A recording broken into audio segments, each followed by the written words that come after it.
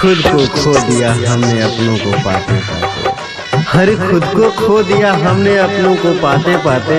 और लोग पूछते हैं कोई तकलीफ तो नहीं। काश तुम कभी जोर से गले लगा कर तो कहो। अरे काश तुम जोर से गले लगा कर तो कभी कहो। डरते क्यों हो पागल, तुम्हारी ही तो हूँ मैं। बड़ी बड़ी वादा के तोड़ देलू हमसे। कहलू के संगे रहब सोना हो कसम से। अचिके में हमारा के दिहलू बुलाए। अचिके में हमारा के दिहलू बुलाए। अखियाँ नहाए रोजी पानी में। करे जवा के कति छोड़ी के गईलू सोना। तू तो ससुरारी में करे जवा के कति छोड़ी के गईलू सोना। तू तो ससुरारी में। जब ख्याल आया तो ख्याल भी उनका आया। जब आंखें बंद की तो ख्वाब भी उनका आया। हरे जब ख्याल आया तो ख्याल उनका आया। जब आंखें बंद हुई तो ख्वाब भी उनका ही आया। सोचा याद कर लूं किसी और को, मगर होठ खुले तो नाम भी उनका ही आया। सोचल न रहनी कबो छोड़ के तू जइबू। हंसते हमारा जिंदगी में अगिया लगइबू। हंसते हमारा जिंदगी में अगिया लगइबू।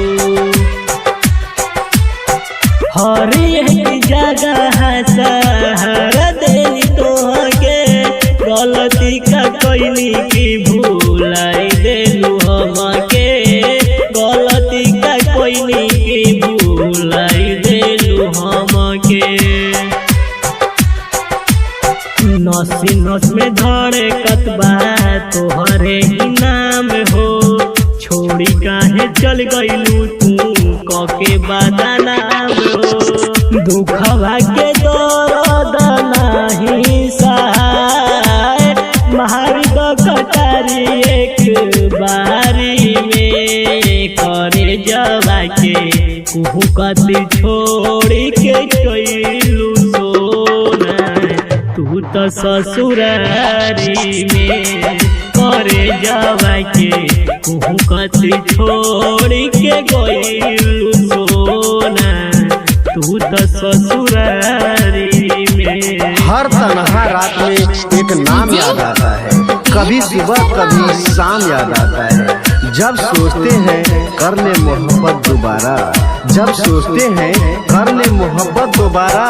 फिर पहली मोहब्बत का अंजाम याद आता है। साथी जिए के साथ मरे के कसमवा।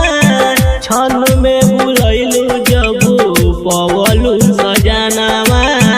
क्षण में भुलैलू जब पवलू सजनावा।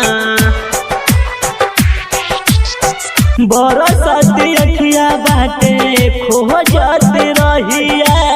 सोना बोल पजरा अइबू हमारा तू कहिया। सोना बोल पजरा अइबू हमारा तू कहिया। मुकेश अमित के तू गईलू रोवा के। देहिया तो बाटे जिंदा छोड़लू मुआ के। तोहरे सिवाना कुछो बाटे सोहाय। छोड़ी चली गईलू परेशानी में। करे जवा के कति छोड़ी के गईलू सोना। तू तो ससुरारी में करे जवा के कति छोड़ी के गईलू सोना। तू तो ससुरारी में।